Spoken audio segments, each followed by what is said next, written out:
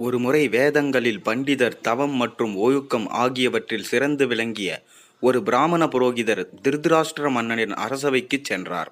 அரசர் அவரை மரியாதையுடன் வரவேற்று இருக்கையை வழங்கினார். அவர்கள் பேசிக் கொண்டிருக்கும் போதே அந்த பிராமணர் தான் காட்டில் பாண்டவர்களை பார்த்ததை தெரிவித்தார். அவர்கள் அனுபவித்து வரும் இன்னல்களை விளக்கி விவரங்களை விவரித்தார். பாண்டவர்களின் நிலையை கேள்விப்பட்ட திருதராஷ்டிரன் இதயம் வலித்தது. கண்களில் இருந்து கண்ணீர் வழிந்தது. பிராமணர் தொடர்ந்தார். எவ்வளவு கஷ்டங்கள் இருந்தாலும் பாண்டவர்களின் மூத்தவரான யுதிஷ்டிரர் தனது கடுமையான தவத்தால் இந்த பூமியில் உள்ள முனிவர்களிடமிருந்து மட்டுமல்ல, வானவர்களிடமிருந்தும் வரங்களை பெற்றார்.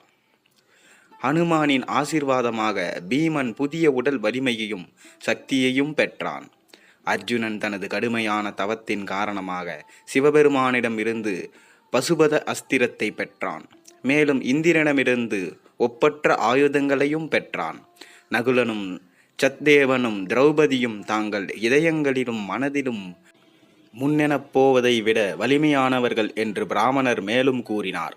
எல்லா ரிஷிகளும் யோகிகளும் அவர்களை எப்படி பார்க்கிறார்கள் என்பதையும், எல்லாவற்றிற்கும் மேலாக கிருஷ்ணரே அடிக்கடி அவர்களை சென்று பார்ப்பதையும் அவர் குறிப்பிட்டார். பிராமணரிடமிருந்து இதையெல்லாம் கேட்ட திருதராஷ்டிரரின் மனநிலை அனுதாபத்திலிருந்து பயம் மற்றும் கவலையாக மாறியது. துரியோதனனுடன் கர்ணனும் சகுனியும் இதையெல்லாம் கேட்டனர். துரியோதனன் கோபமடைந்தான். பாண்டவர்களின் துர்திருஷ்டவசமான சூழ்நிலையில் அவர்களை அவமானப்படுத்தவும் அவமதிக்கவும் விரும்பினான்.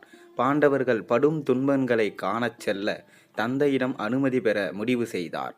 இது அவர் நீண்ட நாட்களாக செய்ய விரும்பிய ஒன்று.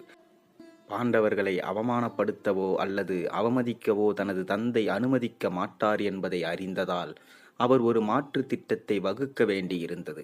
துரியோதனன் தன் தந்தையான திருதராஷ்டிரரிடம் பாண்டவர்கள் வாழ்ந்த காட்டிற்கு அருகில் உள்ள கிராமத்திற்கு செல்ல விரும்புவதாக கூறினான். அவர்கள் அஸ்தினாபுர ராஜ்யத்தை சேர்ந்த ஒரு மாட்டு பண்ணையை ஆய்வு செய்ய சென்றனர். அவர்கள் பாண்டவர்கள் வாழ்ந்த இடத்திற்கு மிக அருகில் செல்வதைக் கண்டு மன்னன் பயந்ததால் அனுமதி பெறுவதற்கு மிகவும் சமாதானப்படுத்த வேண்டியிருந்தது. அவர்கள் மூவரும் மற்ற கௌரவர்களுடன் காட்டுக்குச் சென்றனர். அது பாண்டவர்களையும் திரௌபதியையும் தூண்டிவிடும் என்று நம்பி ஆண்களையும் பெண்களையும் நேர்த்தியான ஆடைகளையும் நகைகளையும் அணிந்து கொண்டு வந்தார்கள். அவர்கள் முதலில் ஒரு அமைதியான நீரோடையை கண்டார்கள். அதில் குளித்து தங்களை புதுப்பித்துக் கொள்ள முடிவு செய்தனர். ஆனால் அவர்கள் மட்டும் ஓடையில் இல்லை. அங்கே சில கந்தர்வர்கள், அவர்களுடைய தலைவன் சித்திரசேனன் உட்பட ஏற்கனவே ஒரு நல்ல பொழுது கொண்டிருந்தனர். அது கௌரவர்களுக்கு இடையூறாக இருந்தது. துரியோதனன் கந்தவர்களை வெளியேறுமாறு கோரினான். அவர்களை துரியோதனனை புறக்கணித்து விட்டு வெளியேற மறுத்தனர். எனவே கௌரவர்கள் அவர்களுடன் போரிட்டு மோசமாக தோற்றனர். கர்ணன் மிகவும் அவமதிக்கப்பட்டான். அவன் ஓடிவிட்டான். கந்தர்வர்கள் கௌரவர்களை தோற்கடித்து அவர்களுடன் வந்த ஆண்கள் மற்றும் பெண்கள் உள்ளிட்ட அவர்களை சிறையில் அடைத்தனர். கௌரவர்களை விட்டு வெளியேறிய வீரர்களிடம் இருந்து கௌரவர்கள் கைப்பற்றப்பட்ட செய்தியை பாண்டவர்கள் கேட்டனர். அச்செய்தியை கேட்ட பீமன் மிகவும் மகிழ்ச்சி அடைந்தான். தான் நினைத்ததை கந்தர்வர்கள் மிகவும் மோசமாக்கி செய்தார்கள் என்று எண்ணினார். ஆனால் யுதிஷ்டிரன் பீமனும் அர்ஜுனனும் சென்று அவர்களை காப்பாற்றும்படி அறிவுறுத்தினார். ஏனெனில் அவர்களின் குடும்பத்திற்காக இருப்பதே அவர்களின் தர்மம். அதனால் சிதறி ஓடிய கௌரவ வீரர்களை பாண்டவர்கள் ஒன்று திரட்டி கந்தர்வர்களுடன் போருக்குச் சென்றனர். சித்திரசேனனின் கோபம் பாண்டவர்களை, குறிப்பாக அர்ஜுனனை கண்ட உடனேயே மறைந்தது. பாண்டவர்களின் குடும்ப உறுப்பினர்களை விடுவிக்க வேண்டும் என்ற கோரிக்கையை அவர் மதித்தார். அவர்களின் விருப்பப்படி சித்திரசேனன் கௌரவர்களை விடுவித்தான்.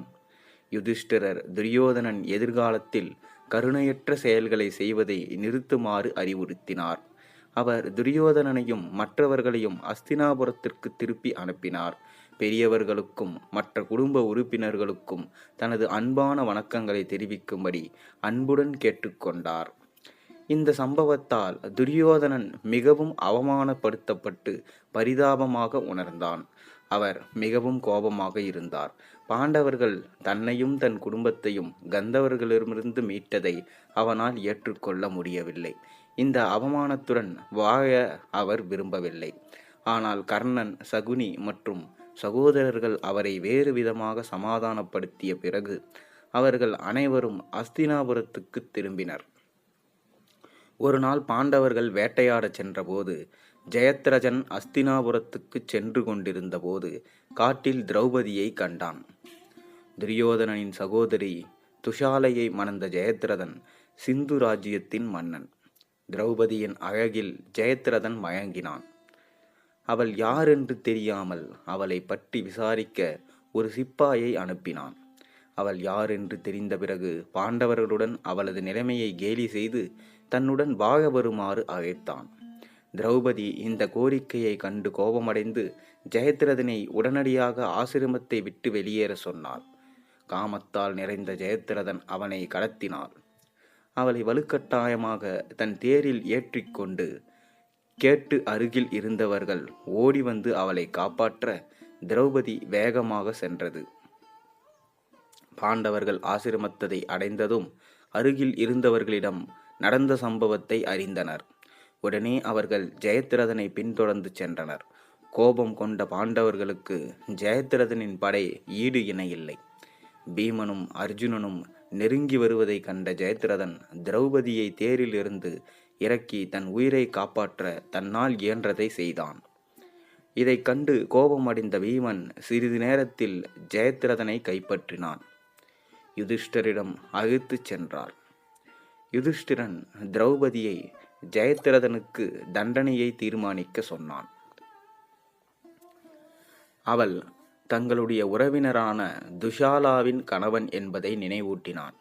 ஆத்திரமும் கசப்பும் நிறைந்திருந்தாலும் திரௌபதி யுதிஷ்டரின் கருத்துகளுக்கு மதிப்பளித்து ஜெயத்ரதனின் தலையை மொட்டையடிக்க சொன்னாள். சில முடிகளை மட்டும் விட்டுவிட்டாள். அவளுடைய விருப்பத்தின்படி தண்டனை நிறைவேற்றப்பட்டது மற்றும் ஜெயத்ரதன் தனது ராஜ்யத்திற்கு திரும்புவதற்காக விடுவிக்கப்பட்டார். ஜெயத்ரதன் தன் குடும்பத்தாரிடம் செல்ல வெட்கப்பட்டு காட்டில் இருந்தான். பாண்டவர்களை பழிவாங்கும் வரம் வேண்டி சிவபெருமானை நோக்கி தீவிர தவமும் தியானமும் செய்தார். அவரது ஆழ்ந்த தவங்களால் மகிழ்ந்த சிவபெருமான் ஜெயத்ரதன் முன் தோன்றினார். ஜெயத்ரதன் சிவபெருமானிடம் பாண்டவர்களையும் அவர்களது படைகளையும் போரில் தோற்கடிக்க வரம் தருமாறு வேண்டினான். சிவபெருமான் அர்ஜுனை வெல்ல முடியாத வரம் ஏற்கனவே அளித்திருந்ததால் ஜெயத்ரதன் கேட்ட வரத்தை சிவன் மாற்றினார்.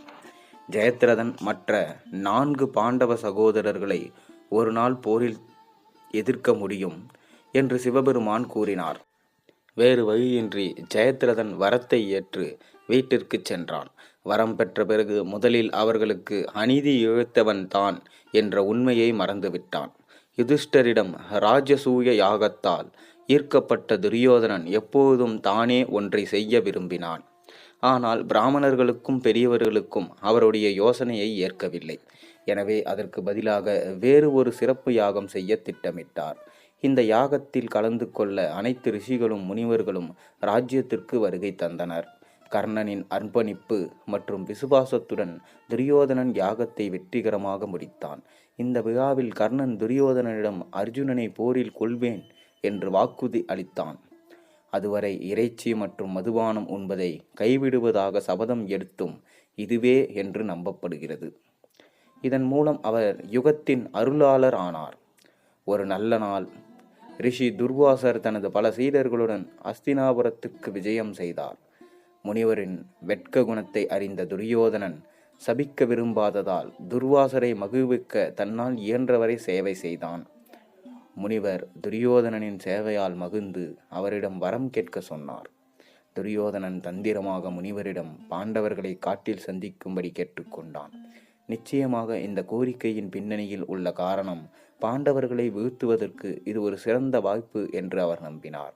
முனிவரின் சுபாவத்தை அறிந்த துரியோதனன் பாண்டவர்கள் முனிவருக்கும் அவருடைய பல சீடர்களுக்கும் தங்களின் குறைந்த வளங்களை கொண்டு சேவை செய்து திருப்திப்படுத்தப்படுவது கடினமாக இருக்கும் என்று நினைத்தான். துரியோதனின் முனிவரின் பாண்டவர்களை மதியம் தாமதமாக சந்திக்கும்படி கேட்டுக்கொண்டார். திரௌபதி எல்லாரையும் கவனித்து கொண்டாள் என்பதை உறுதிப்படுத்துவதற்காகவே முனிவருக்கும் அவருடைய சீடர்களுக்கும் அவளிடம் எதுவும் வழங்க முடியாது.